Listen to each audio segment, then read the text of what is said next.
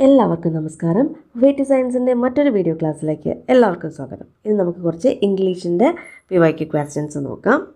Degree level പ്രിലിംസിന് ചോദിച്ചിട്ടുള്ള previous questions ആണ് ഞാനിവിടെ ഇൻക്ലൂഡ് ചെയ്തിരിക്കുന്നത്. First question, dash supposed to complete these assignments by afternoon. എന്താണ് ചോദ്യം? Dash supposed to complete these assignments by afternoon. Options should I, aren't I, am I.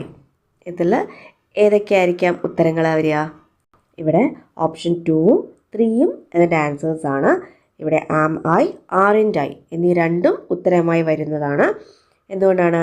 ഒരു നേരിട്ടുള്ള ചോദ്യം അല്ലേ, ഡയറക്റ്റ് ക്വസ്റ്റ്യൻ എന്ന നിലയിൽ am I supposed to complete these assignments എന്നും tag question എന്ന നിലയിൽ I am supposed to complete these assignment aren't I എന്നും വരാവുന്നതാണ്. Next question, students are advised to refrain dash bad company. Question പറയുകയാണെന്നോടെ, students are advised to refrain dash bad company. Options of, against, for, from. ഇതിൽ ഉത്തരവായിട്ട് വരുന്നത് from ആണ്. Students are advised to refrain from bad company. ഇനി ഏതൊക്കെ സന്ദർഭങ്ങളിലാണ് from ഉപയോഗിക്കുന്നത് നമുക്ക് നോക്കാം. ഒരു പദാർത്ഥത്തിൻ്റെ നിർമ്മാണത്തിൽ അതിൽ അടങ്ങിയിരിക്കുന്ന വസ്തുക്കളുടെ അടിസ്ഥാന സ്വഭാവത്തിന് മാറ്റം വരുന്നുവെങ്കിൽ സെൻറ്റൻസിൽ മെയ്ഡിനോടൊപ്പം ഫ്രം എന്ന പ്രിപ്പോസിഷൻ ഉപയോഗിക്കുന്നു. ഒരു ഉദാഹരണമായിട്ട് പറഞ്ഞാൽ, butter is made from milk. Butter is made from milk. Butter മിൽക്കായി മാറുമ്പോൾ അതിൻ്റെ അടിസ്ഥാന സ്വഭാവത്തിന് മാറ്റം വരുന്നു. അതുകൊണ്ട് നമുക്കിവിടെ ഫ്രം എന്ന പ്രിപ്പോസിഷൻ ഉപയോഗിക്കാം. Butter is made from milk. അതുപോലെ തന്നെ രോഗകാരണമല്ലാതെയുള്ള മരണം സംഭവിക്കുമ്പോൾ ഡൈഡിനോടൊപ്പം ഫ്രം എന്ന പ്രിപ്പോസിഷൻ ഉപയോഗിക്കുന്നു. രോഗകാരണമല്ലാതെയുള്ള മരണം സംഭവിക്കുമ്പോൾ ഡൈഡിനോടൊപ്പം ഫ്രം എന്ന പ്രിപ്പോസിഷൻ ഉപയോഗിക്കുന്നു. ഉദാഹരണത്തിന്, he died from over eating. He died from over eating. ഇനി ഓഫ് എന്ന് പറയുന്ന പ്രിപ്പോസിഷൻസ് എവിടെയൊക്കെയാണ് ഉപയോഗിക്കുക? ഓഫിനെ പ്രിപ്പോസിഷൻ ഓഫ് പൊസിഷൻ എന്ന് പറയപ്പെടുന്നു.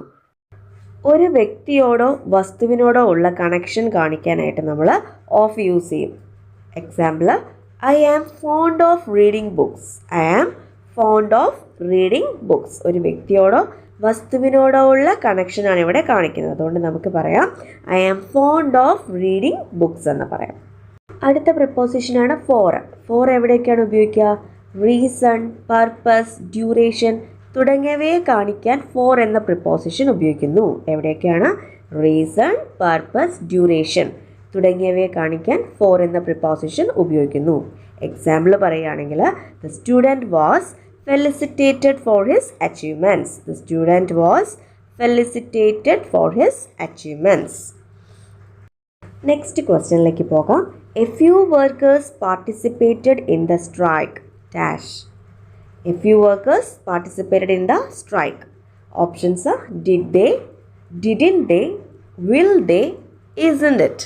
ഇതിൻ്റെ ഉത്തരം didn't they എന്നാണ്. എന്തുകൊണ്ടാണ് didn't they വന്നത്? A few എന്നത് പോസിറ്റീവ് സെൻറ്റൻസിനെ സൂചിപ്പിക്കുന്നു. അതിനാൽ ടാഗ് നെഗറ്റീവ് ആയിരിക്കണം. എ ഫ്യൂ എന്ന് പറഞ്ഞാൽ അതൊരു പോസിറ്റീവ് സെൻറ്റൻസിനെ സൂചിപ്പിക്കുന്നതാണ്. അതുകൊണ്ട് ടാഗ് യൂസ് ചെയ്യുമ്പോൾ നെഗറ്റീവ് ടാഗ് യൂസ് ചെയ്യണം. പാർട്ടിസിപ്പേറ്റഡ് എന്നത് വെർബിൻ്റെ V3 ഫോം ആയതിനാൽ ഡിഡ് ആണ് ഉപയോഗിച്ചിരിക്കുന്നത്. ഇനി സെൻറ്റൻസിൽ വർക്കേഴ്സ് എന്ന് വരുന്നതിനാൽ ടാഗിൽ ദേ ഉപയോഗിക്കണം. ഒന്നിൽ കൂടുതൽ ആൾക്കാരുള്ളതുകൊണ്ട് അവിടെ നമ്മൾ ദേ ഉപയോഗിക്കുന്നു. നെക്സ്റ്റ് ക്വസ്റ്റ്യൻ നോക്കാം. Where is the bus stand? Said the young man. Change in to indirect speech. അപ്പോൾ ക്വസ്റ്റ്യൻ ഇതാണ്, where is the bus stand? Said the young man.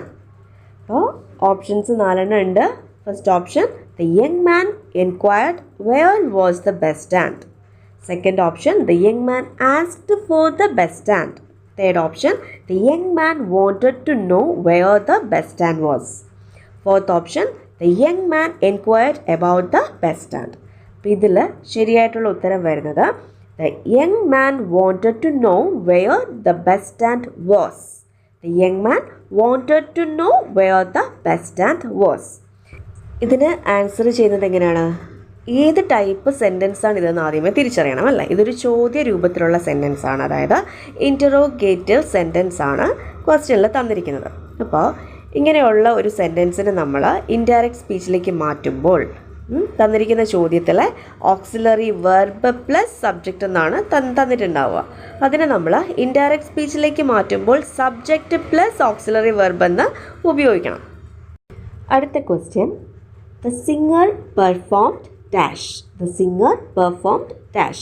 Option A, at the concert for 2 hours melodiously. Option B, melodiously for 2 hours at the concert. Option C, for 2 hours melodiously at the concert. Option D, melodiously at the concert for 2 hours. ഇവിടെ correct option ആയിട്ട് വരുന്നത് option C ആണ്, for 2 hours melodiously at the concert. The singer performed for 2 hours melodiously at the concert.